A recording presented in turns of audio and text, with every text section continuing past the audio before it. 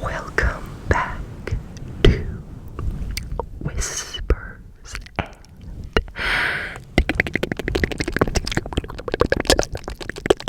Tingles ASMR.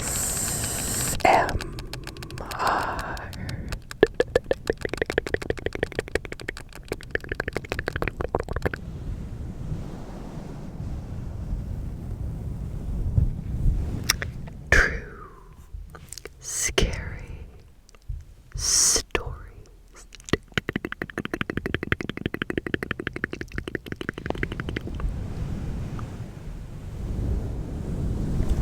Let's get started.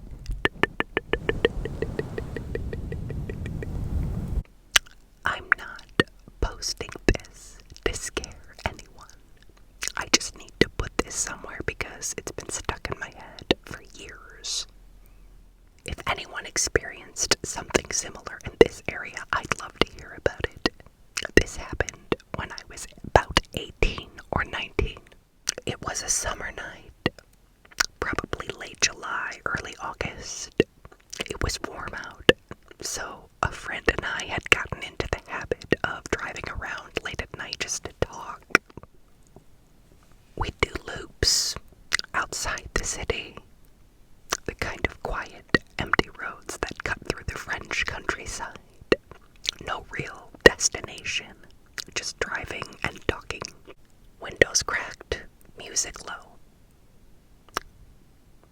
This one night, it was around 1:30 a.m. The road was completely empty. No streetlights, no visible houses, just open fields on both sides. We were going slow, maybe 50 miles an hour, talking about something personal, and then suddenly, my friend hit the brakes.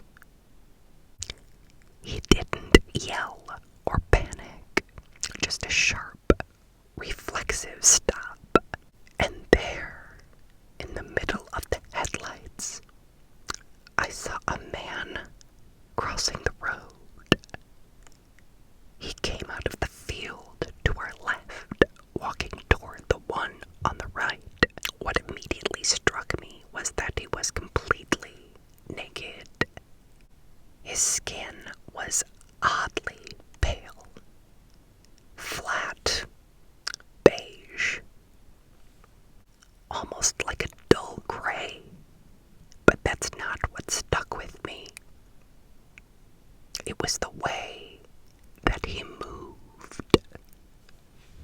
He didn't walk like a drunk or someone that was hurt. It was more like he didn't weigh anything. His steps were slow and floaty, almost like he was forcing his body to move forward. His arms hung loose, his head tilted slightly down. He never turned towards us, no reaction to the lights, the sound, nothing. He crossed slowly and disappeared into the field on the other side. We were silent for a couple of seconds. Then my friend muttered, "Was he naked?" And suddenly accelerated. We drove back toward the main road, not saying much. I wasn't scared exactly, but I felt this deep, uneasy knot in my stomach. Like what I saw didn't make sense. Not just the man, but the entire moment. The next day, out of curiosity, we went back in the afternoon. We recognized the spot easily because of the twisted tree by the roadside, but when we looked around, there was nothing. No trail, no path, no house nearby. Just two big fields and the same quiet road cutting through.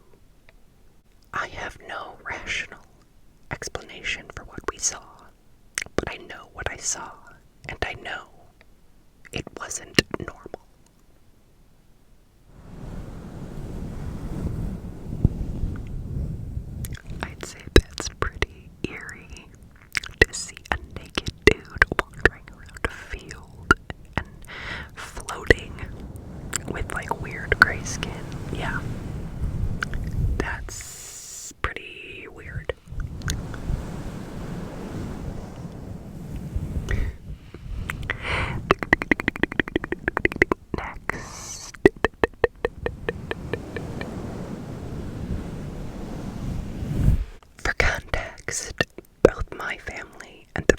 stories of my friends have had experiences with spirits or unexplained phenomena.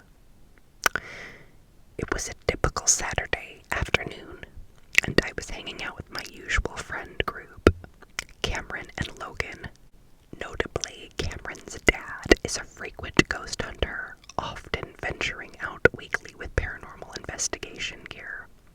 Logan, intrigued by this, had always wanted to try ghost hunting for himself. Near Cameron's house is an abandoned school with a chilling reputation. According to the local stories, a child was murdered there by a homeless man. The tragedy allegedly led to the school's permanent closure.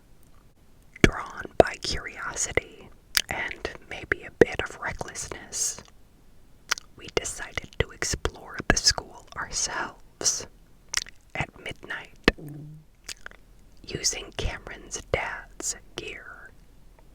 None of us had ever gone ghost hunting before, but it had always been something that we talked about. As midnight approached, we grabbed the equipment and headed to the school before we could talk ourselves out of it.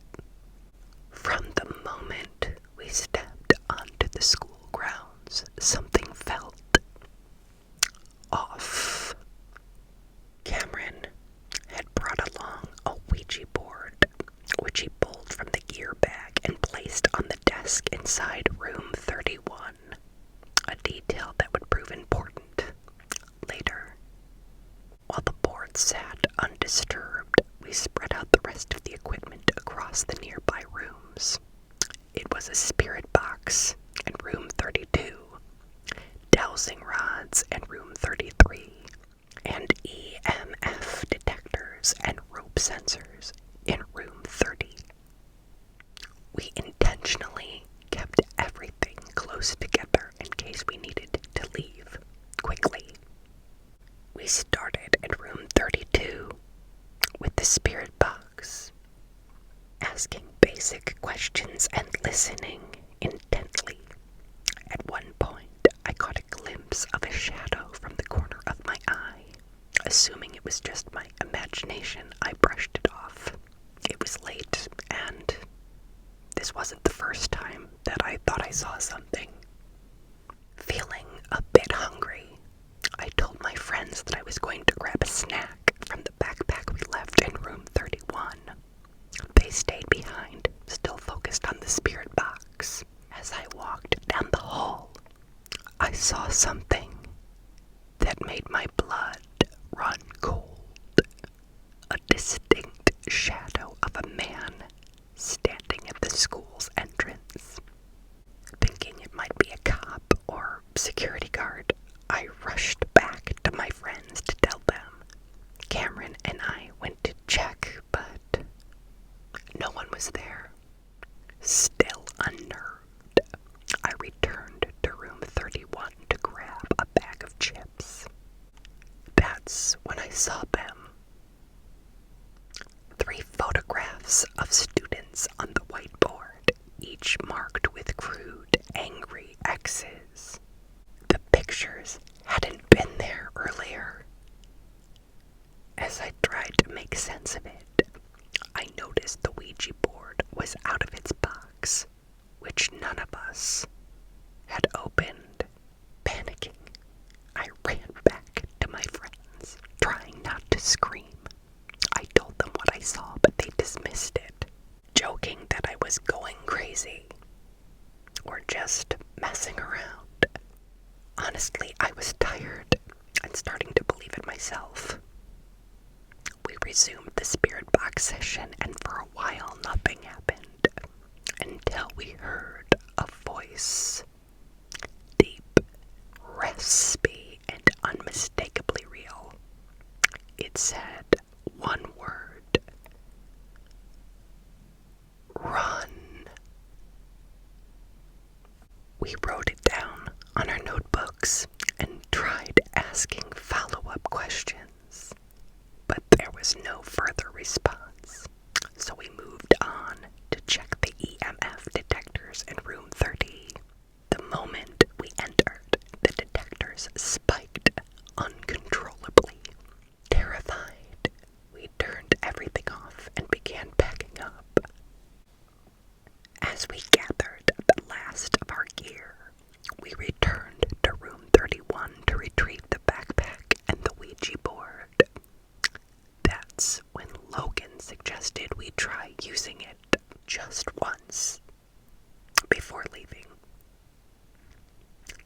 and I hesitated, but eventually agreed. When we entered the room, we all froze. The Ouija board was out of its box again, and the disturbing student photos were still on the whiteboard. Only now did my friends fully realize something was wrong. We quickly began packing everything up. As we were doing so, I felt an icy chill down my spine. The hairs on the back of my neck stood up. I turned,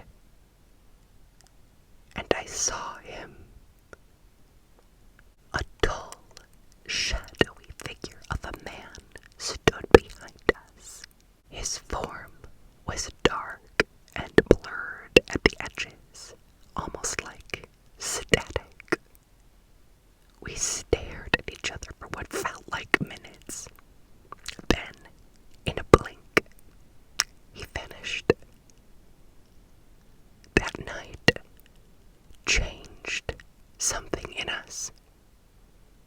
It's been 3 months since, and believe it or not, we still go ghost hunting, but we never returned to that school. Not yet, anyway. Y'all, what do I tell you about Ouija boards? Ouija boards are a hard pass, bro. Nothing good comes from Ouija boards. And I don't think I would ever go back to that school. None of this not yet anyway kind of stuff. Just saying. Okay. Moving on. This is a true story. A few years ago, I was living with my younger sister in the suburbs of Asheville, North Carolina. We had originally been renting separate apartments, but we realized that by combining our rent, we could afford a house in the suburbs. So we moved to a spacious and quiet residential area a little ways outside the city. One evening, my sister was taking a bath, and I was upstairs in the living room watching TV. Suddenly, I heard a terrifying scream from the first floor. I thought maybe she had seen a spider or something, and I rushed down the stairs, only to find her standing in the hallway completely drenched and stark naked. Stunned by the sight, I asked what happened. With a pale face, she said in a trembling voice, "Can you check the bathroom, please?" Just as she asked, I went to check, but there didn't seem to be anything out of the ordinary. The floor was soaking wet, and it was clear she had bolted out of the tub in a panic. After drying off and getting dressed, she blow-dried her hair, took a deep breath, and finally began to speak. I was soaking in the tub when I suddenly heard it. A low, eerie breathing sound. I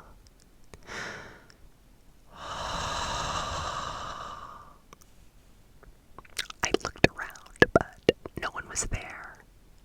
I figured it must have been the wind, and I didn't think much of it, so I started washing my hair. She said that she kept her body submerged in the tub, leaned forward with just her upper body out, and washed her hair in that position. She lathered the shampoo in her hands, ran her fingers over her scalp, and massaged her hair as she washed it. Then, suddenly, she noticed something. The hair. It was long. She said that the hair she was washing was clearly several inches longer than her own. And the moment she realized one more strange thing, she screamed and jumped out of the bathroom. I felt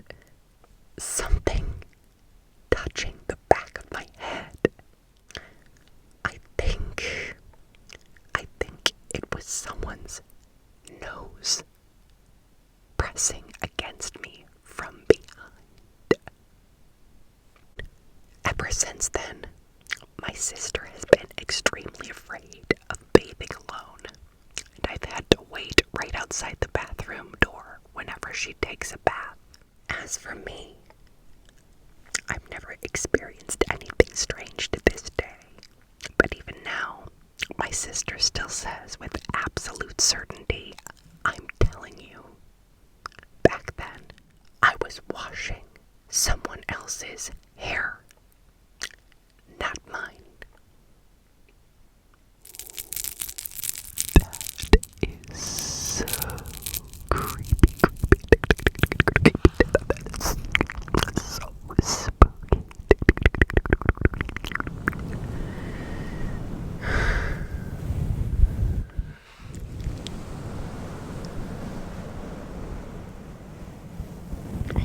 That would really creep me out.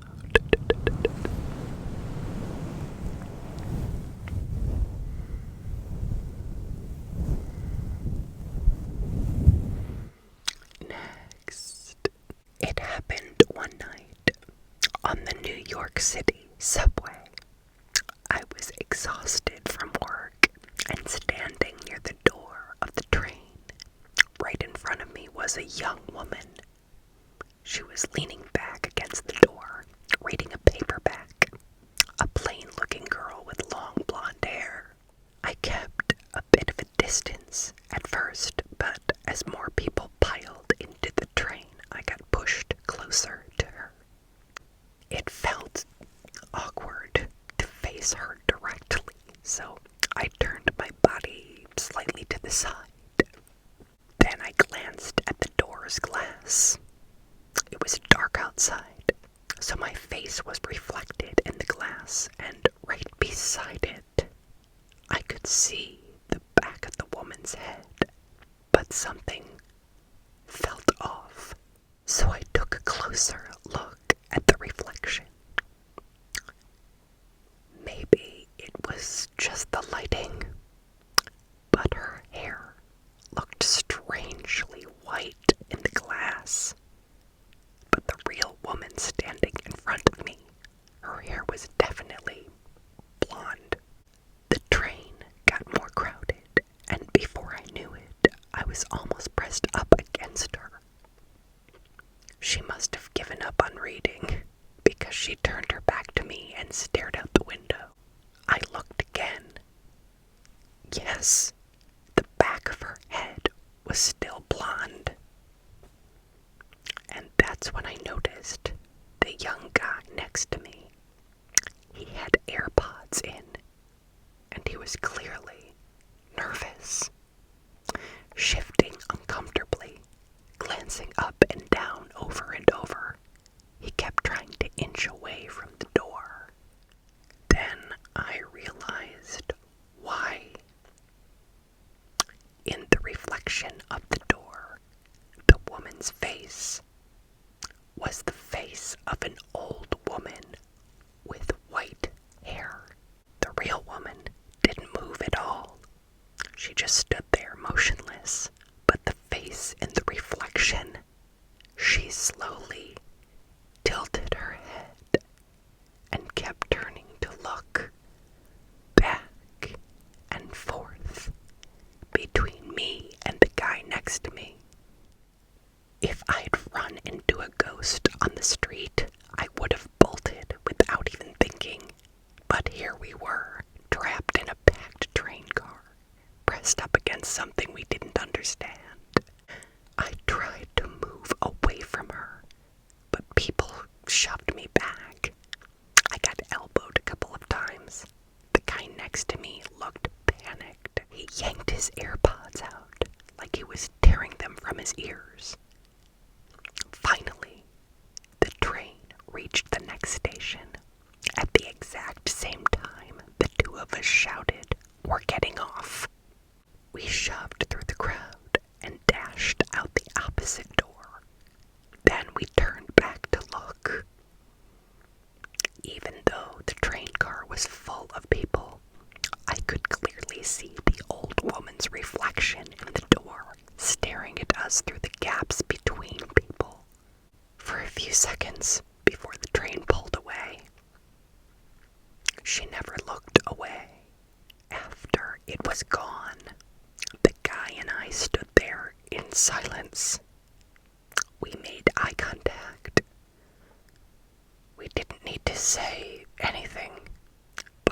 still asked, "You saw her too, right?" At the exact same time, he asked, "Did you hear her too?" He said that instead of music, his AirPods had started playing a whispering voice, a voice that still lingered in his ears. I have no idea what that thing was. All I know is I'm glad I wasn't the one wearing AirPods. Oh, that's so cool and scary. So you saw her and the other guy heard her. Crazy, crazy talk.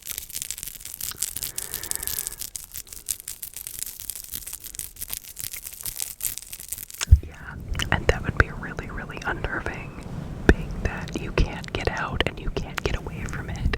You have to just wait until you can get off the train. Not a fun situation while you're in it, I'm sure, but what a cool story.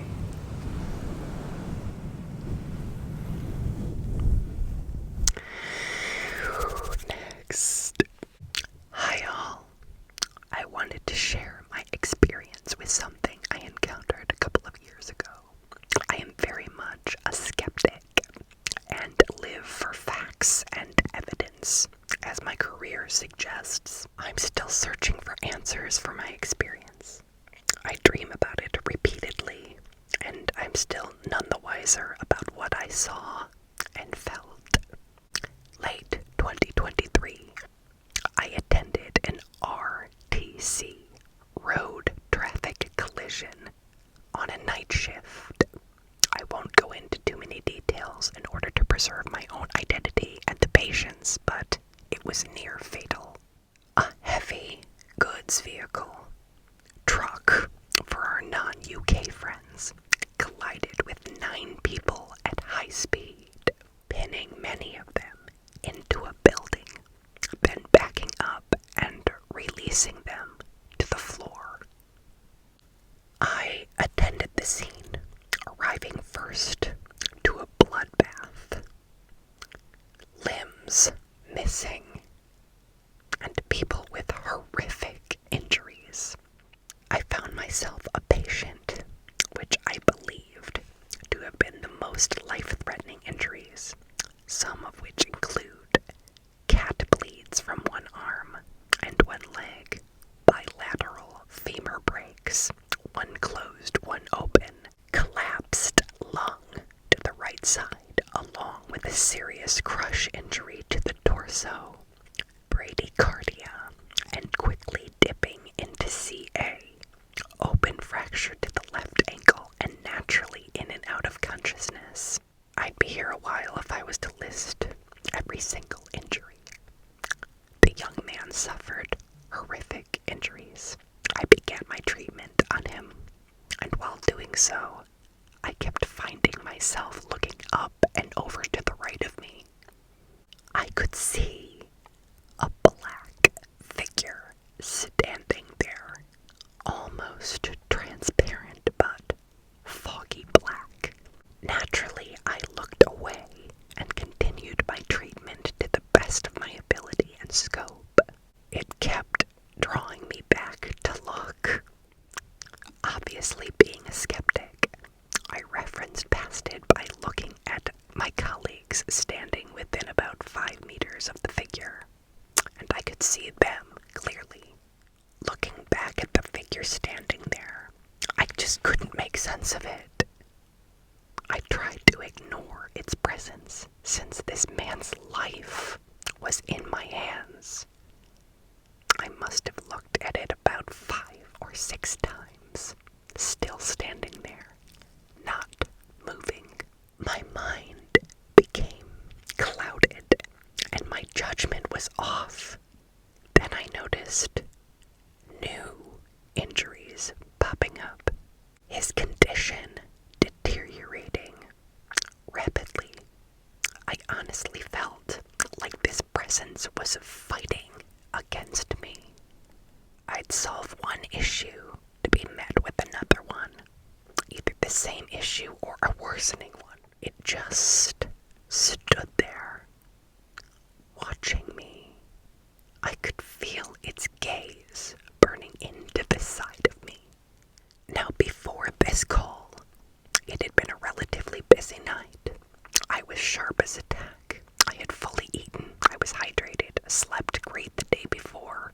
I was in great mental condition. I had no serious worries on my mind. I was in optimal mental state to be dealing with that scene as much as a human being can be, I guess. I'd seen far worse injuries and even more horrific things during my career, so I couldn't bring myself to think that this was some tipping point for me. Some things I have thought about and debunked. Bad lighting. Well, it was a well-lit street, and I could see everything else clearly. I also have perfect vision. I don't even wear glasses or contacts. Eye blur. Nope. Looking around, the figure was fixed in a position from one point. If it was eye blur, it would have followed as I looked around. Imagination. Doubtful. I'm a relatively boring person. I rarely watch scary movies, play scary games, or anything that my mind could reference and build upon to trick my eyes. Stress. I've dealt with worse in my career, and it was the last night shift before I actually went on vacation, so I was in a great mood. Extra injuries popping up and a clouded mind. Could be a coincidence, however, I'm super meticulous. Triage, check and check again. Then keep checking. A patient's life depends on it, so keep looking and predict what could happen. Plan A, B, and C. I can't shake the feeling that it was fighting against me. Was it his time? And I was standing in the way of that? I don't know. Grim Reaper? Who knows? Angel? Who knows? If it's an angel, they need to change their outfit because it creeped me out, and it still does when I think about it. Since that call, I've attended thousands of other calls. I have never seen it again. Although, since then, I haven't seen anything as bad injury-wise, so maybe next time I'll say hi to it. No one died that night. Shocking, I know, considering the injuries would typically warrant a death certificate. I'm proud of myself and my colleagues, but I'm just haunted by that figure.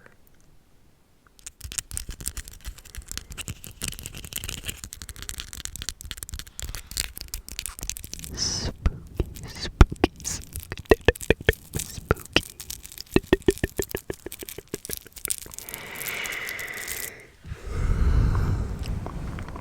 That seems a little Grim Reaper-ish to me, buddy. I don't know. It's just standing there watching. I think he wanted that soul, and you were saving that soul, and he was not happy. That's my hot take.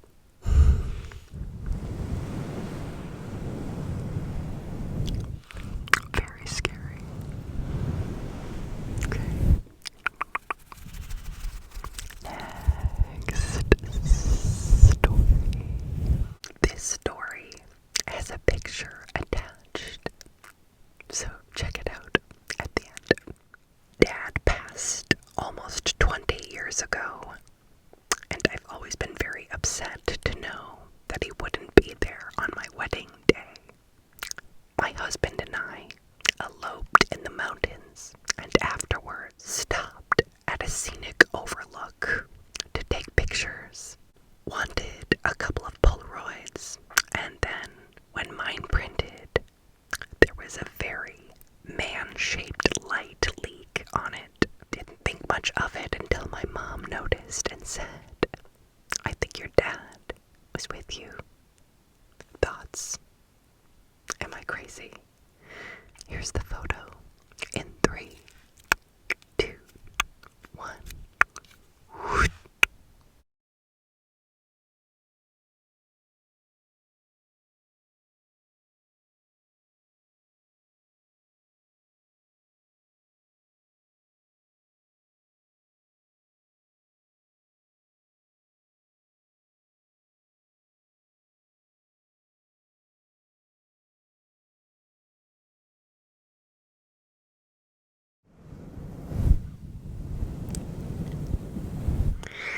I think that's your daddy. How sweet. Sure looks like it to me.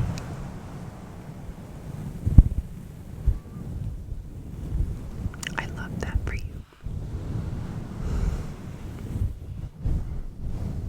Okay. Alright, it's time for my glitch in the Matrix story.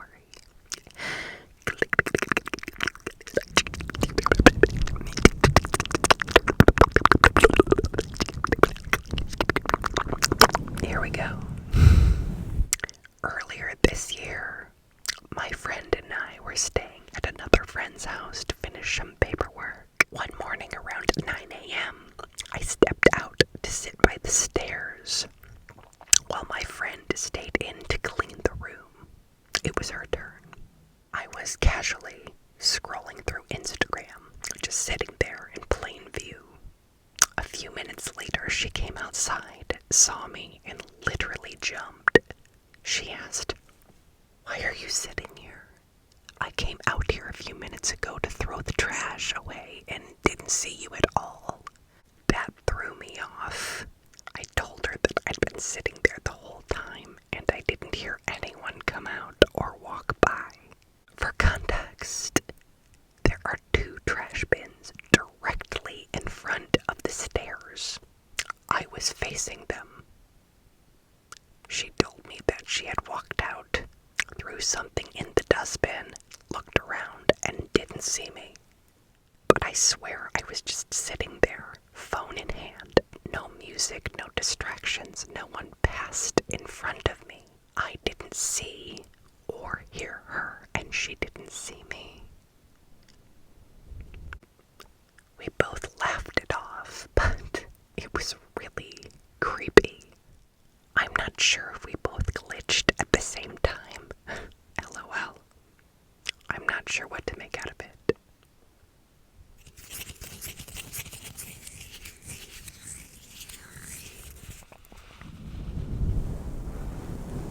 Oh, you got a double glitch. Double glitch. It's so glitchy.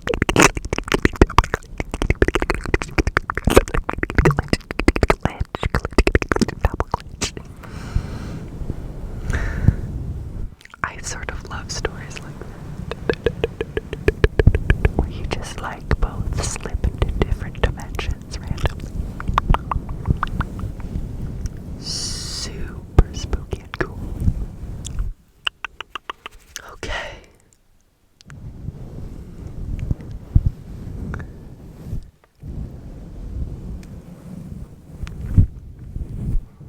Let's do one more story. Hello, everyone. My friends live in the middle of nowhere in North Carolina. Lots of weird stuff happens around their property. We hear whistling coming from the woods, doors open and shut. We hear something mimic our voices, etc. Anyways, about 6 months ago, my friend and her sister and I were all outside in their yard. It was around dusk, and towards the woods, we we all saw this thing. It was very tall, humanoid-y, and was white in color. It had no face, and it did not seem to have any feet or legs. It was almost as if it was gliding as it moved. We saw it for about a minute and a half before it disappeared behind some trees. My friends and I have been so freaked out since this happened. We have all looked online to see if we could find someone who experienced something similar, but with no luck. Has anyone seen anything like this? Is it an alien, a ghost, a demon, a cryptid?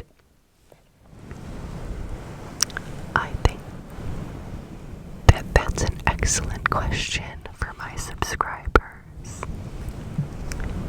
Put what you think it might be in the comment section.